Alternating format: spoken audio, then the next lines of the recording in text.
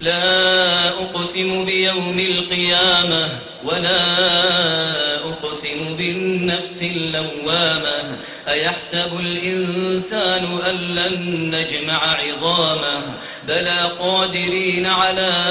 أن نسوي بنانه بل يريد الإنسان ليفجر أمامه يسأل أيان يوم القيامة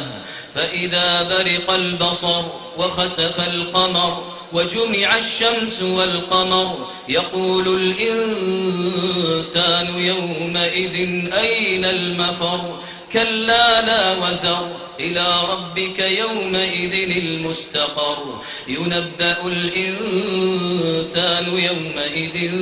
بما قدم وأخر بل